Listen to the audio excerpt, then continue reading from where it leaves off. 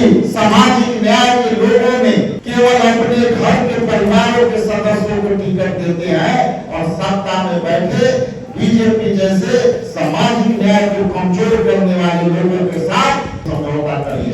स्तर के लेवल पर है तो आपका उत्पीड़न, हत्या, बलात्कार, घर में घुस के पीटने की परंपरा आज भी कायम है। और यदि कोई अफसर है, कोई प्रोफेसर है तो यूनिवर्सिटी में उनके साथ भी जीने का अधिकार, हमें पढ़ने का अधिकार, हमें बोलने का अधिकार यदि कोई दिया है तो वो बाबा साहब भीमराव अम्बेडकर साहब ने कहा कि शिक्षित बनो, संघर्ष करो, संगठित करो। आज यह सोचना है हम लोग को कि हम कितना शिक्षित हुए, हम कितना संगठित हुए और हम कितना संघर्ष कर रहे हैं। आप जानते हैं कि जब हम मौलिक अधिकार की बात करते हैं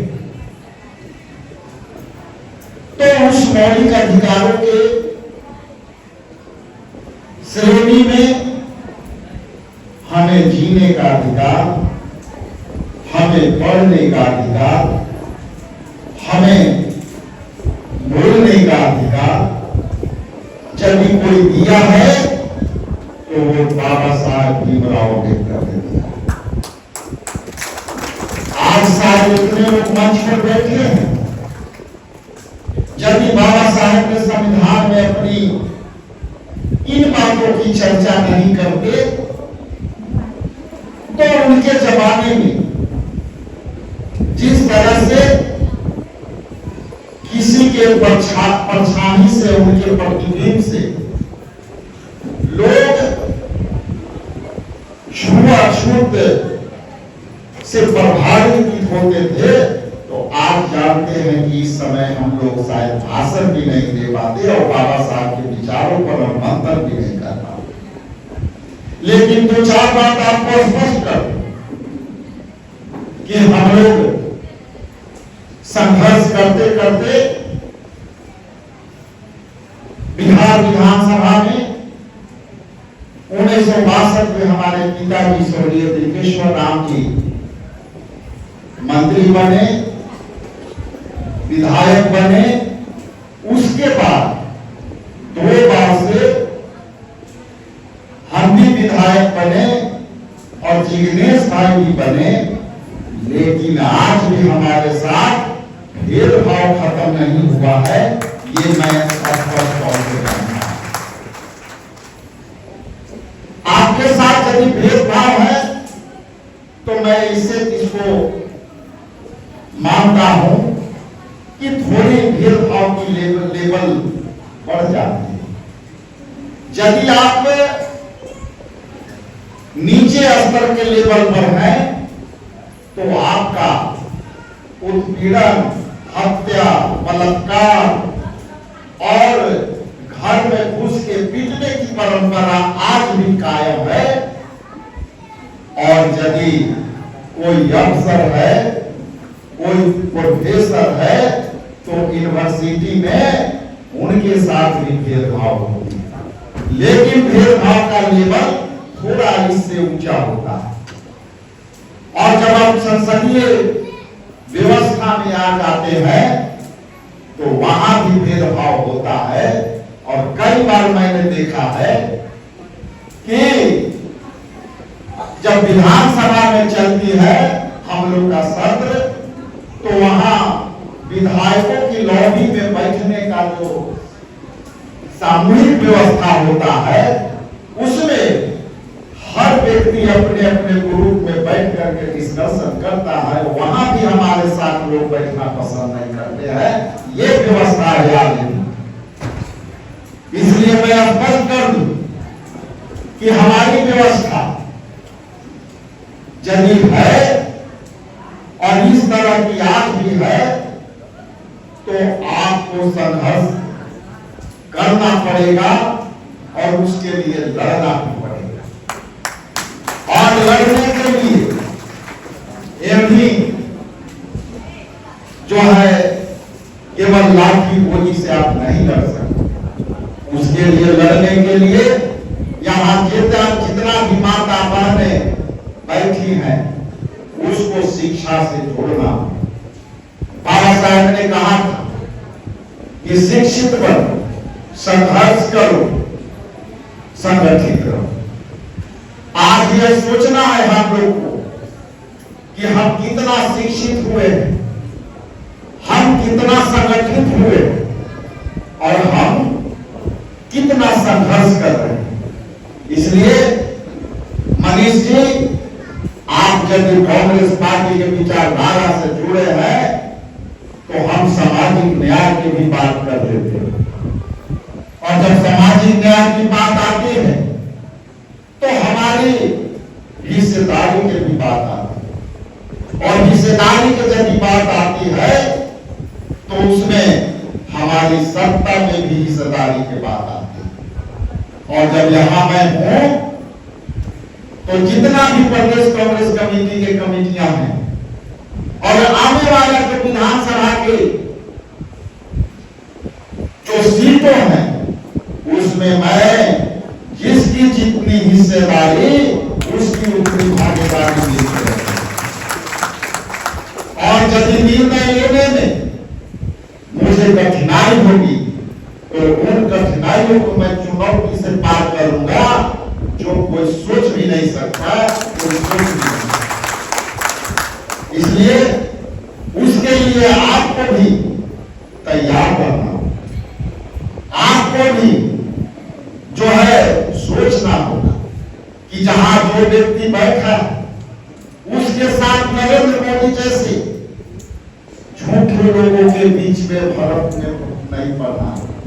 कई बार मैं जब जाता हूं तो आरएसएस के लोग आजकल हमारे माताओं बहनों के साथ बैठ करके बातें करते हैं, और बात करते करते वो कहीं ना कहीं आपको जो है डाइवर्ट करने का कोशिश करते हैं और हिंदुत्व के एजेंडे पर ले जा करके और आपको कमजोर करने की कोशिश करते हैं। इसलिए आप ये समझ लीजिए कि आपको बाबा साहब के दिए उन प्रसाद पर ध्यान रखना है, वही आपके लिए पूजा है, वरना कोई आपके लिए सुरक्षा नहीं देने वाला। हम बाबा साहब की कृपार्थ जिंदगी में रहेंगे, लेकिन क्या आज हम यदि सफेद कपड़े पहने हैं तो ये बाबा साहब ने दिया, नहीं तो उसी तरह से हम लोग भी जीते जिस तरह से और लोग जीते हैं। इसलिए मैं आपको आदरपूर्वक कहना चाहता हूं कि हम अपने अधिकारों के लिए एकजुट रहें और कांग्रेस पार्टी को जो है मजबूती प्रदान करना होगा, मजबूती प्रदान करना होगा। और नहीं तो राहुल गांधी जी ने स्पष्ट कहा है कि हम सामाजिक न्याय की लड़ाई लड़ेंगे और कामयाब भी होंगे, और जातीय जनगणना होके रहेगा। जब ये बात राहुल गांधी जी ने कहा था तो आप ये समझ लीजिए कि आपकी हिस्सेदारी भी बढ़ेगी और आपकी सत्ता में भागीदारी भी बढ़ेगी। ये राहुल गांधी जी का है। और जब उन्होंने कहा था कि कई बार ऐसे होते कि लोग कहते हैं नरेंद्र मोदी जैसे, लेकिन जो न्याय योद्धा है, न्याय के पथ पर चल करके कांग्रेस पार्टी आपको पूरी ताकत देने का काम करेगी। और आने वाले समय में यदि बिहार में हमारी सत्ता आएगी तो हम लोग भी आरक्षण के जो दायरे हैं उसके लिए भी हम लोग संघर्ष कर करके और सरकार को मजबूत करेंगे। क्योंकि 50% के दायरा और विधानसभा में भी हमारी दायरा बहुत कम है। हमारी आबादी जितना है वो विधानसभा में आज के डेट में 43 सीट है। क्या हमारी संख्या 43 सीट तक है? इसलिए एक संघर्ष की आवाज ये भी हमारा उठना चाहिए कि विधानसभा में भी सीटों का आरक्षण जो है उसकी भी लिमिटेशन बढ़नी चाहिए और उसकी भी लिमिटेशन बढ़नी चाहिए। लोकसभा में भी हमारे लिमिटेशन बढ़ने चाहिए। हम कई बार देख रहे हैं कि विधान परिषद में हमारा कोई आरक्षण नहीं और राज्यसभा में भी हमारा कोई आरक्षण नहीं। हम उस पर भी गंभीरता से विचार कर रहे हैं। राहुल गांधी जी उस पर भी गंभीरता से विचार कर रहे हैं कि ताकतों को बढ़ावें और आपके साथ कंधे से कंधे मिला करके चलने के लिए तैयार हैं। और जब भी निवेदन है कि राहुल गांधी जी के जो सपना है कि लोगों की हिस्सेदारी बढ़े और जातीय जनगणना हो, तो उसका भी आपको सपना पूरा करने में पूरी ताकत से देनी होगी। कई यहाँ दलित के नाम पर परिवार की पार्टी चल रही है। आखिर उसको कौन जिताता? जो लोग कांग्रेस पार्टी के परिवारवाद के जो है मुद्दे उठाते, आज बीजेपी उसी परिवारवादियों को अपने गोद में ले चुका है। आप जीतनलाल मांझी जी के आप नाम लेते हैं, आप जो है चिराग जी के नाम लेते हैं, इनकी सारे टिकटें आप मंथन कीजिए कि उनकी सारी टिकटें कहां जाती है।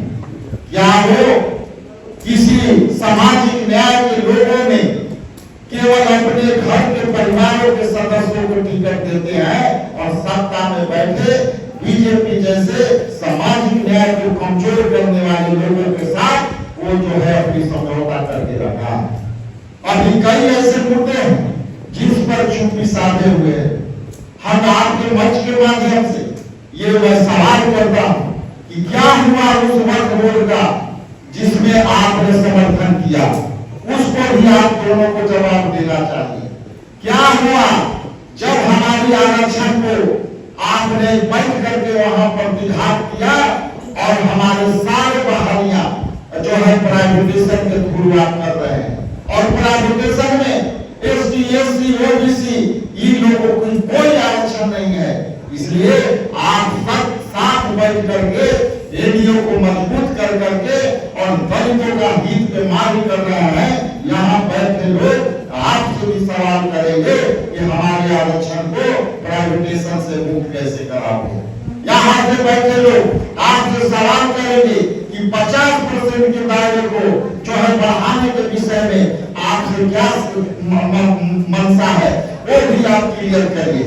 इसलिए चुपचाप बैठे हैं ये कांग्रेस पार्टी के तमाम कार्यकर्ता अब सवाल पर सवाल करेंगे, अंत में आपको सवाल देना होगा। इन्हीं चंद शब्दों के साथ जो हमारी स्थिति है उस पर मंथन जरूरी है। इन्हीं चंद शब्दों के साथ पुनः मैं रतन लाल जी को और जिग्नेश मेवानी जी को और यहाँ शंभू भाई भी बैठे हैं और तमाम जो लोग हैं यहाँ, इनको मैं अभिनंदन करता हूँ कि आपने जो है लड़ा है। और मैं किसी चीज से यदि चुनौती आएगी तो आपके लिए एक चुनौती पार करने के लिए यहाँ आपका भाई राजेश राम बैठा है। आप आगे बढ़ो, हम आपके साथ खड़े हैं। नेशनल दस्तक की आपसे गुजारिश है कि अगर इसको बचाना चाहते हैं तो नेशनल दस्तक को सब्सक्राइब करने के लिए रेड कलर के सब्सक्राइब बटन को दबाएं, फिर बेल आइकन की घंटी दबाएं। नेशनल दस्तक को बचाने के लिए बहुत जरूरी है कि हर खबर को शेयर करें, लाइक करें, कमेंट जरूर करें।